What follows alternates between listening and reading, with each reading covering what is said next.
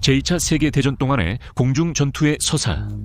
수백 또는 수천 톤의 폭탄을 아래로 떨어뜨려 적을 완전히 파괴하려는 노력으로 거대한 폭격기 편대를 중심으로 이루어집니다. 참여한 크루들의 최선의 노력에도 불구하고 약 1만 5천 피트에서 폭탄을 떨어뜨리는 것은 그들이 의도한 목표를 크게 놓치는 것을 의미했으며, 이는 그들이 종종 아무런 이유 없이 싸우고 죽는 것을 의미했습니다. 군사 지휘관들은 전체 도시를 목표로 설정함으로써 이 문제를 해결했지만, 배를 목표로 할 때는 이런 방식으로 성공을 거두는 것이 거의 불가능했습니다. 그러나 독일의 한 뛰어난 젊은 엔지니어는 폭탄의 통제권을 운명에서 빼앗아 독일에 강력하고 전례 없는 정밀도의 무기를 제공하려고 했습니다. 이것은 전함 로마의 침몰과 정밀 유도 무기의 탄생, 즉 현재는 스마트 폭탄으로 잘 알려진 이야기입니다. 환영합니다.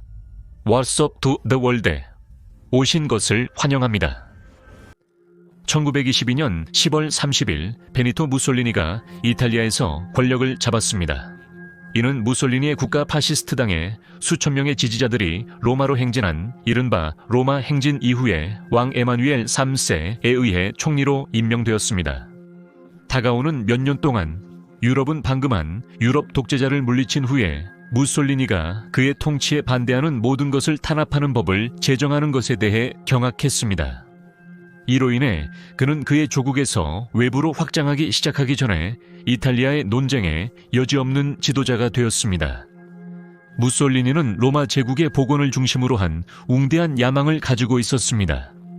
그는 유럽과 아프리카에 걸쳐 영향력을 뻗친 20세기의 로마를 상상했습니다. 하지만 물론 이것은 그를 현대의 영국과 프랑스 제국과 대립시켰습니다. 두 나라 모두 지중해를 통해 두 대륙을 분리하는 자신들만의 이해관계를 가지고 있었습니다.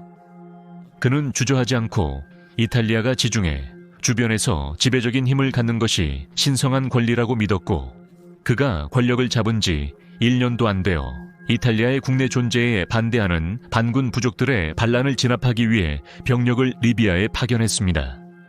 그리고 같은 해에 그리스와 알바니아 사이의 합의를 중재하려던 이탈리아 장군이 분쟁 지역 근처에서 살해되었습니다. 가해자는 아직 확인되지 않았지만 그 사건이 그리스 영토에서 발생한 것으로 인해 무솔리니는 그들을 비난하고 이탈리아 해군과 공군에게 코르푸 섬을 폭격한 후 10,000명의 병력을 상륙시키라고 명령했습니다. 제1차 세계대전 종료 후 5년도 안 되어서 많은 유럽인들은 무솔리니가 권력을 잡음으로써 이미 다른 주요 유럽 갈등에 직전에 있다고 느꼈습니다. 결국 현대 유엔의 성우자인 국제연맹의 협상은 무솔리니를 달래고 주요 유럽 전쟁을 발발시키지 않기 위해 이탈리아를 크게 우대하는 결정을 내렸습니다. 하지만 그 시기의 역사가 세계에 준 교훈처럼 양보는 공격자를 더욱 공격적으로 만드는 것뿐이며, 무솔리니가 그의 확장을 계속하면서 영국과 프랑스 해군은 이탈리아의 위협에 대응하기 위해 새로운 전함을 개조하기 시작했고, 이는 무솔리니가 그 새로운 전함에 대응하기 위한 전함을 건설하도록 격려했습니다. 무기 경쟁이 시작되었고 상품은 지중해의 통제였습니다. 1932년에 프랑스 해군은 이탈리아의 중순양함 함대와 독일의 새로운 드추란 클래스 포켓 전함에 대응하기 위해 두 척의 빠른 전함을 건설하기 시작했습니다. 덩케르크와 스트라스부르크라고 불리는 이 두 척의 배는 무솔리니의 순양함을 능가하는 뿐만 아니라 순양함이 전함과의 불리한 교전에서 벗어나기 위해 이전에 가지고 있던 속도를 맞출 수 있었습니다. 무솔리니는 두 척의 프랑스 전함 건설을 알게 된 후 이탈리아 해군에게 품질뿐만 아니라 양적으로도 대응하라고 요구했습니다. 그래서 1934년에 이탈리아의 조선소는 프랑스를 따라잡기 위해 특별히 4척의 새로운 전함 작업을 시작했습니다. 결국 4척의 전함 중 3척만이 완성되었는데, 이 중 첫 번째로 1940년 5월 6일에 직무에 들어간 리토리오가 있고, 이어서 9일 후에 비토리오 베네토가 따랐습니다. 3척의 전함 중 마지막 전함은 1942년 6월 14일에 수정된 디자인으로 완성되었는데, 이 시점에는 이미 이탈리아는 동맹국과의 전쟁에 완전히 휘말려 있었습니다. 이 배들은 동맹국에게 매우 실질적인 위협이었고 왕립 해군은 특히 영국의 말타 지역을 중심으로 지중해 전역에서 리토리오와 비토리오 베네토를 여러 차례 공격하는 전투를 벌였습니다. 1940년 11월 12일 두 척의 전함은 왕립 해군의 함대 항공 부대가 페어리 소드피쉬 이중익 비행기를 사용하여 토르피도와 폭탄을 운반하는 극적인 기습 공격을 실행했을 때 토론토 항구에 있었습니다. 이 공격은 한 번의 강력한 타격으로 이탈리아 수면 함대를 제거하려는 시도였습니다. 비토리오 베네토는 무사히 탈출한 소수의 배 중 하나가 될 것이지만 비토리오는 그렇게 운이 좋지 않았습니다. 1760파운드의 토르피도로 두 차례 공격을 받았습니다. 전함은 빠르게 물로 가득 차고 얕은 항구 바닥에 놓이기 전에 몇 미터 떨어져 가라앉았습니다. 선체에 구멍이 났음에도 불구하고 대부분의 상부 구조물과 기계는 살아남았고 다음해 3월에는 선박이 수리되어 다시 투입되었습니다. 다가오는 몇 개월 동안 약해진 이탈리아 해군은 점점 우월해지는 연합 해군 및 공군과 치열한 전투를 벌였고 두 척의 선박 모두 여러 차례 손상을 입었습니다. 따라서 1942 연해 전함 클래스의 세 번째가 완성되었을 때 이탈리아 해군 사령관들은 새로운 선박이 적에게 맞서 싸우고 희망적으로는 이제 미국 전함을 포함한 연합국에 상당한 영향을 미치기를 열망했습니다. 새로운 선박은 무솔리니가 복원하려고 했던 고대 제국의 봉어지인 이탈리아의 수도를 기리기 위해 로마라는 이름을 붙였습니다. 새로운 이탈리아의 주력함으로서의 자리를 차지한 로마와 그의 두 자매함은 1942년 11월 12일에 타란토에서 나폴리 항구로 이동하여 북아프리카에 상륙하는 연합군을 공격하기 위한 준비를 했습니다. 이들은 이탈리아와 독일군을 대륙에서 완전히 추방하려는 연합군을 공격하려 했습니다. 이 세 척의 전함은 이탈리아 해군력의 정점을 대표하며 보는 이들에게 경이로운 광경을 선사했습니다. 하지만 연합군 잠수함들에게도 높은 가치의 표적이었다. 그들이 새로운 기지로 이동하는 동안 그들은 로열 네이비 U 클래스 잠수함인 Her Majesty's Ship Umbre에 의해 발견되었고 이 잠수함은 실패한 어로의 공격을 시도했습니다. 그러나 전함들이 항해하고 있는 위치와 방향을 보고함으로써 이제 연합군은 그들이 이동 중임을 알게 되었고 그들의 목표는 명백했습니다. 나폴리에 정박해 있을 때 항구는 미국 폭격기에 의한 강력한 공습을 받았고 상대적으로 새로운 로마는 B-17 플라잉 포트리스가 떨어뜨린 방탄폭탄에 맞았습니다. 다행히도 로마에게는 폭탄은 충돌 시 폭발하지 않았고 대신 그것의 측면 궤도는 그것이 배의 측면을 통과한 후 물에서 폭발하기 전에 보았습니다. 이것은 여전히 피해를 입히고 근처에서 다른 폭탄이 폭발하면서 로마는 약 2350톤의 물을 받아들였습니다. 하지만 타란토의 리토리오처럼 로마는 살아남았고 수리 작업이 빠르게 진행되었습니다. 몇 달 후에 다시 공습을 받았지만 로마의 무거운 갑판은 심각한 피해를 방지해 주었습니다. 바다에서든 항구에서 정지 상태에서든 이 세 척의 전함이 매우 파괴하기 어렵다는 것이 모두에게 분명해지고 있었습니다.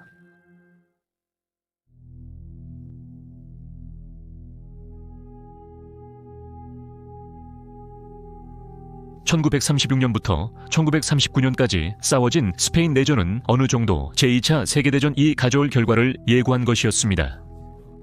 이탈리아와 독일은 그들의 동맹국인 프란시스코 프랑코를 지원하기 위해 병력을 보냈고 이를 통해 그들은 신형 무기를 실전에서 테스트할 수 있었습니다.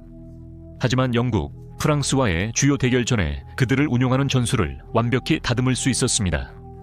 이 충돌 중 독일의 전투 경험에서 강조된 교훈 중 하나는 도르니에나 하인켈 같은 수평 폭격기에서 배를 공격하는 것이 배가 움직이지 않을 때조차도 충분히 어렵다는 것이었습니다. 하지만 배가 움직일 때는 직접적인 명중을 지원하는 단일 결정 요인은 종종 구식의 행운이었습니다. 얕은 다이빙, 목표 지점에서 덜 벗어나는 무거운 폭탄, 그리고 낮은 고도 공격에서의 가벼운 폭탄들이 모두 문제를 어느 정도 완화시켰지만 모두 단점이 있었습니다. 물론 선박에 장착되는 대공포의 수가 계속 증가하는 위협은 결코 무시할 수 없었습니다. 한편 나치 독일에서는 히틀러의 항공산업이 그의 필요의 유럽 및 그 이상의 군사적 지배욕을 충족시키기 위해 더 새롭고 더 나은, 더 진보된 항공기를 건설하는 데 분주했습니다. 결과적으로 제조업체들은 항상 히틀러의 눈길을 끌고 유리한 생산 계약을 얻을 수 있는 다음 무기를 개발할 수 있는 재능 있는 엔지니어를 찾고 있었습니다. 그런 엔지니어 중 한 명이 바로 1903년 9월 8일 쾰른에서 태어난 막스 크라머 박사였습니다. 1930년대에 이 비교적 젊은 엔지니어는 이미 공력학과 항공기 제어 표면 분야에서 주목받는 권위자였습니다. 크라머가 1938년에 독일의 항공우주센터에서 일하면서 그에게 질문에 대한 답을 찾는 임무가 주어졌습니다. 고공에서 떨어진 폭탄을 목표물로 유도할 수 있을까요? 크라머는 그 흥미로운 제안에 대해 신속히 답을 찾으려 했다. 그는 폭탄 자체부터 시작해야 하며 그런 다음 폭탄이 목표 지점을 향해 계속 날아가도록 조종 가능한 공력 제어 표면을 추가해야 했습니다. 곧 그는 작은 날개와 상자 모양의 꼬리가 달린 폭탄의 스케치를 그리기 시작했는데 이 꼬리 안에는 공기 흐름을 재지향하여 폭탄의 궤도를 변경할 수 있는 조종 가능한 스포일러가 있었습니다. 결국 크레이머는 공력 제어 스포일러 시스템 세트를 3개로 결정했는데 이 중 2개는 발사기 내의 조종사의 제어해 무기를 피치축과 요축에서 모두 제어했습니다. 3번째 세트는 무기의 롤축을 제어하였고 이는 자동으로 작동되었으며 이는 폭탄이 지구로의 유일한 비행 동안 안정을 유지하도록 하는 기내 자율에 의해 제어되었습니다. 유도 무기는 발사기 내의 라디오 제어 링크를 통해 조종사로부터 지시를 받았으며 이는 꼬리 부분에 위치한 에어리얼 수신기를 통해 이루어졌습니다. 이 라디오 링크를 사용하여 조종사는 폭탄에게 궤적을 조정하도록 지시하여 목표물의 잠금을 유지할 수 있었고 이는 현대 군사 용어로 수동 명령 유도 시스템 또는 시력선에 대한 수동 명령이라고 알려진 유도 방법입니다. 급속히 떨어지는 폭탄을 계속해서 볼 수 있게 하고 목표물에 유도하는 것은 가장 눈이 빠른 비행사들에게도 큰 도전이었기 때문에 꼬리 부분에는 플레어가 포함되어 있어 가시성을 높여 조종사가 그 진행 상황을 더 잘 파악할 수 있게 하였습니다. 크라머의 시스템은 결국 PC-1400 방탄폭탄에 통합되었는데 이 폭탄은 1400kg여 이나 되는 무게였고 연합군의 다양한 유형의 선박, 전함을 포함하여 광범위하게 사용되었습니다. 이 새로운 유도 무기는 여러 이름으로 알려져 있지만 대부분 프리츠 X로 불립니다. 이미 프리츠라는 이름을 가진 PC-1400EX가 추가되어 유도되지 않은 선조와 구별하게 되었습니다. 1943년 초에는 이 무기가 여러 독일 항공기에 의해 광범위하게 테스트되고 있었습니다. 결국 도니의 도-217이 새로운 무기에 가장 적합한 발사 플랫폼이 될 것으로 결정되었고 루프트와프에서 바이킹이라고 알려진 KG-100 폭격기 날개의 구성원들이 무기가 사용 가능해지자마자 그것을 가지고 훈련을 시작했습니다. 결과는 굉장했습니다. 적절한 훈련을 받으면 숙련된 조작자는 적어도 50%의 확률로 폭탄을 목표 지점에서 15m 이내로 안내할 수 있었고 90%는 30m 방향 이내에 명중했습니다.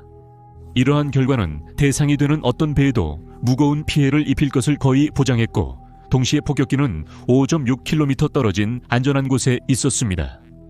이제는 실전에서 무기를 테스트할 시간이었고 1943년 7월 20일 독일인들은 공중에서 정밀 유도 무기를 사용한 역사상 첫 공습을 수행했습니다.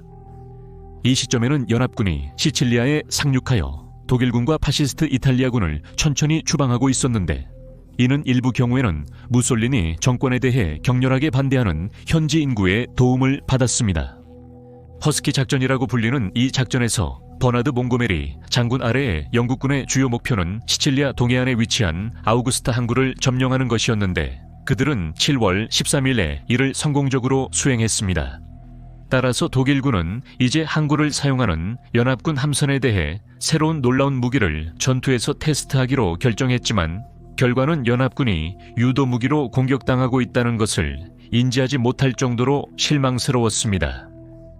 그러나 이 공격이 이루어진 지 얼마 후 독일군은 헨시엘 HS-293이라는 유사한 무기를 영국의 구축함 Her Majesty's Ship 에그렛에 대해 배치하여 성공적으로 이 배를 스페인 북서쪽에서 침몰시켰습니다. 이것은 프리츠 X와 유사한 방식으로 목표물에 유도되었지만 발사기를 앞서 가속시키기 위해 로켓 모터를 포함하여 에그렛의 침몰은 역사상 처음으로 유도식 대함 미사일이 전투에서 사용된 경우였습니다. 이 무기의 한 가지 단점은 프리츠 X와 비교했을 때 탄두가 훨씬 작아서 단지 295kg밖에 안 된다는 것이었습니다. 이는 작은 구축함, 경순양함 또는 상선에는 효과적이지만 로마와 같은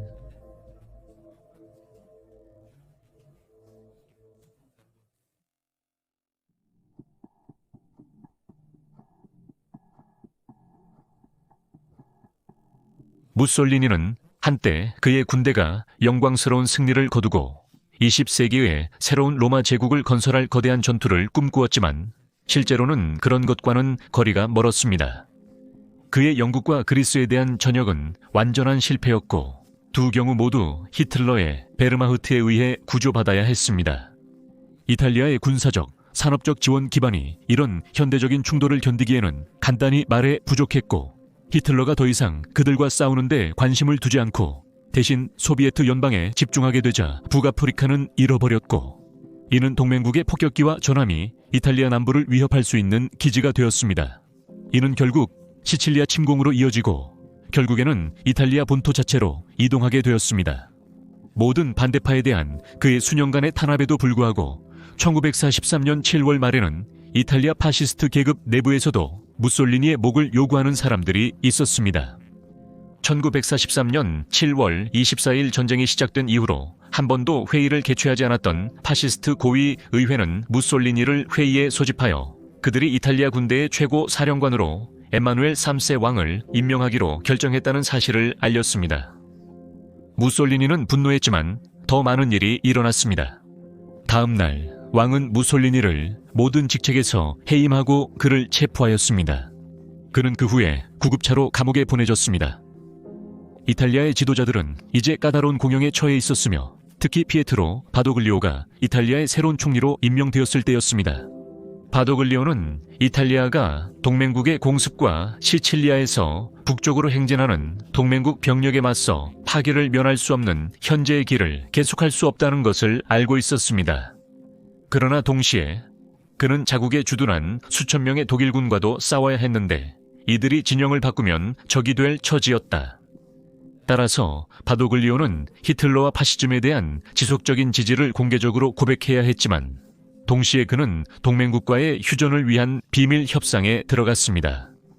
1943년 9월까지 이러한 협상은 가능한 한 많은 이탈리아 함대가 몰타로 항해하여 거기에 주둔한 왕립 해군에게 항복하는 계획을 포함하고 있었습니다. 전함 로마에 탑승한 카를로 베가미니 장군은 살레르노에서의 동맹국 상륙작전에 반대하는 이탈리아 함대를 이끌 준비를 하고 있었으므로 1943년 12월 8일의 휴전이 합의되었다는 사실을 조용히 알려졌을 때입니다. 그의 부대는 즉시 출항 준비가 되어 있었다. 베가미니는 그의 새 전함, 새 순양함, 그리고 8대의 구축함으로 구성된 부대를 이끌고 몰타로 항해하여 항복하라는 명령을 받았고 그래서 9월 9일 새벽 직후에 그는 함대를 바다로 이끌어 나가 그의 뒤에는 혼란에 빠진 이탈리아를 남겼습니다. 예상대로 독일인들은 전 동맹국의 배신에 대해 반기지 않았고 이에 분노한 이탈리아 파시스트 주요 인물들도 많았습니다. 그래서 전 동맹국 간 싸움이 빠르게 일어났습니다. 몰타로 항해하라는 명령에도 불구하고 베가미니는 대신 사르디니아의 이탈리아 항구인 라 마데레나로 항해하기로 결정했습니다. 이곳에서는 에마뉴엘 3세 왕 이 동맹국과의 휴전 조약에 따라 자유정부를 설립할 수 있었습니다. 밤새 항해하던 그들은 6시에 제노아 항구에서 나온 세 척의 이탈리아 순양함과 합류했고 그들은 코르시카 북쪽을 돌아 사르디니아로 남쪽으로 향했습니다. 동맹국 전투기들이 로마가 이끄는 이탈리아 함대를 발견했지만 공격하지 않았고 베가미니는 이를 좋은 징조로 여겼습니다. 밤새 항해한 후 다음 날 약 12시에 베르카네미는 함대에게라 메델리나로 향하라고 명령했지만 2시간도 채 지나지 않아 독일군에게 항구가 함락되어 더 이상 안전하지 않다는 끔찍한 소식이 전해졌습니다. 베르가미니는 이제 다른 선택의 여지 없이 방향을 돌려 그의 함대를 지중해로 데려가야 했습니다. 그리고 몰타로 향해야 했습니다. 오후 1400시간 직후 이탈리아 함선의 망원경이 그들의 위치로 접근하는 쌍발 엔진 비행기를 발견했습니다. 베르가미니는 동맹국인지 독일인지 확실치 않아 확인될 때까지 무기 발사를 금지했지만 비행기들은 사정거리 밖에 있었습니다. 그러던 중 쌍발 엔진 비행기가 고도에서 먼 바다로 폭탄을 떨어뜨리기 시작했고 이 폭탄들은 멀리 떨어져 폭발하면서 큰 물기둥을 공중으로 솟구치게 했지만 이탈리아 함선에게는 아무런 위협이 되지 않았습니다. 베르가미니와 그의 장교들은 공격하는 비행기들의 전술이 그들을 맞출 희망이 없음에도 불구하고 공격을 시작한 것이 이해되지 않았고 그래서 그는 이 행동을 독일의 경고로 해석했습니다. 만약 그들이 동맹국에게 변절을 고려하고 있다면 그들은 침몰될 것이라는 경고였습니다. 사실 이들은 어떤 이유에서든 제대로 작동하지 않은 프리츠 전용 폭탄일 가능성이 더 큽니다. 오후 3시 30분 폭격기들이 다시 왔고 이번엔 확실했습니다. 감시병들은 그들을 18,000피트에서 날고 있는 6대의 도르니에 도이치란트 217로 확인했고 각각이 엔진과 선회관에 끼워진 단일한 큰 폭탄을 날개 아래에 끼고 있다고 보고했습니다. 베르가미니는 이전 공격처럼 폭탄이 이탈리아 함선에서 멀리 떨어진 곳에 거의 맞출 수 없는 높이에서 떨어지는 것에 혼란스러워했다. 그러나 이번에는 감시병들이 폭탄들이 이상하게 행동한다고 보고했습니다. 그들은 바다로 직접 떨어지는 대신 실제로 바다를 향해 활강하고 있었다. 그들을 향해 직진하고 있었다. 첫 번째 프리츠 C 폭탄은 최근에 이탈리아로 이름이 바뀐 전함 리토리오의 에이스톤에 착륙하여 물속에서 몇 피트 떨어진 곳에서 폭발했고 이로 인해 러더가 손상되어 배가 조종할 수 없게 되었습니다. 이탈리아의 선원들이 절망적으로 배의 통제권을 되찾기 위해 싸우는 동안 나머지 이탈리아 함대는 무슨 일이 일어났는지를 이해하려고 애썼습니다. 일부 망원경 사용자들은 폭탄에 날개가 달려있고 제어하듯 움직여서 이탈리아를 향해 직진하는 것 같다고 보고했습니다. 동시에 궁금한 점은 폭탄을 발사한 폭격기는 폭탄을 떨어뜨린 후 보통 그렇게 하듯이 방향을 바꾸지 않고 무기가 물에 닿을 때까지 곧게 날아갔습니다. 단지 15분 후 다음 독일 폭탄은 이탈리아의 총이 도달할 수 없는 범위와 높이에서 운영되고 있는 도니엘에서 방출되었습니다. 독일 폭격수는 목표를 선택하고 무기를 그곳으로 유도했다. 그 목표는 로마였습니다. 무거운 3,100파운드의 방어구 관통.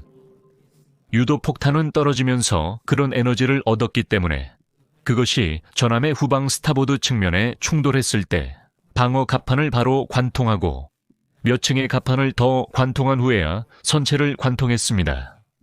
그곳에서 그것은 선박 키클 아래에서 폭발에 파괴적 효과를 냈습니다. 보일러실과 엔진실이 바닷물로 가득 차면서 선내의 2개의 프로펠러가 작동을 멈추었고 강력한 배는 단지 12노트로 제한되었습니다.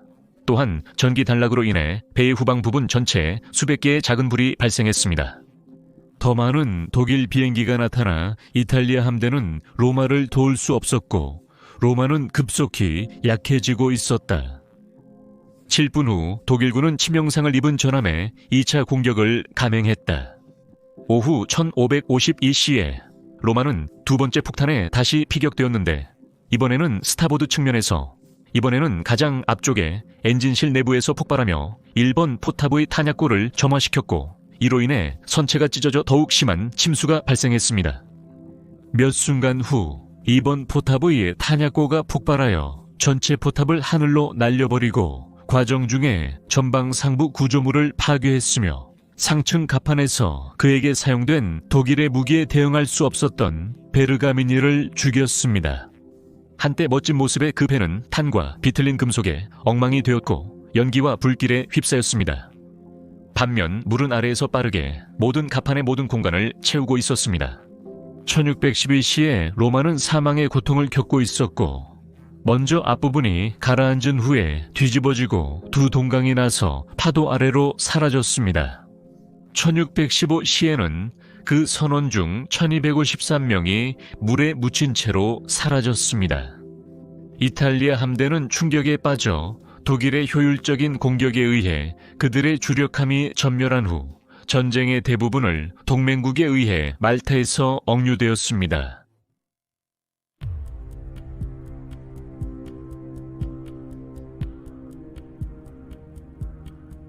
로마에 대한 공격 직후 프리츠 X는 다시 동맹국에 대한 전투에서 사용되어 미국의 순양함 유나이티드 스테이츠 십 사반나화, 유나이티드 스테이츠 십 필라델피아, 그리고 영국의 순양함 허 매제스티스 십 유간다와 전함 허 매제스티스 십 워스파이테를 손상시켰습니다. 동맹국은 이 새로운 독일 무기에 당연히 놀랐지만 이 무기의 단점을 빠르게 찾아내어 그 효과를 무효화할 수 있었습니다. 예를 들어 무기를 지휘하는 라디오 신호는 방해에 취약하다는 것이 밝혀져 그것을 그저 또 다른 무지향성 폭탄으로 만들었습니다. 이는 프리츠 X가 스마트 무기의 첫 장을 개척하는 데 도움을 주었을 뿐만 아니라 전자전이라는 현대 충돌의 또 다른 핵심 요소의 탄생에도 일조했다는 것을 의미합니다. 그러나 독일이 이 무기를 최대한으로 활용하는 것을 가장 크게 방해한 장애물은 발사용 항공기가 폭탄이 목표물에 명중할 때까지 직선으로 평행하게 비행해야 하며 이를 통해 조작자가 비행 동안 목표물을 계속 볼 수 있도록 해야 한다는 사실에 있었습니다. 로마 침몰 이후 지나가는 날마다 독일의 루프트와페는 독일의 공습에 대해 파이터를 보낼 수 있는 동맹국에게 점점 더 많은 하늘을 잃어가고 있었습니다. 따라서 직선으로 평행하게 비행하는 폭격기는 무장한 머스탱, 헬캣, 스피트파이어에게 쉬운 사냥감이었습니다. 프리츠 X가 2년 전에 등장했다면 독일의 전쟁 노력에 훨씬 더 큰 기여를 했을 수도 있었습니다. 현재로서는 이 초기 스마트 폭탄에 의한 로마의 침몰은 오늘날의 고도로 발전된 매우 정확하고 비상하게 치명적인 정밀 유도 폭탄에 대한 불꽃을 지폈다고 할 수 있습니다. 그리고 여러분에게 전함 로마의 이야기와 스마트 폭탄의 탄생을 전하게 되었습니다. 여러분의 생각과 반응을 아래 댓글로 남겨주시고 이 비디오를 좋아요하고 채널을 지원하기 위해 구독해 주시기 바랍니다. 시청해 주셔서 감사합니다. 다음에 뵙겠습니다.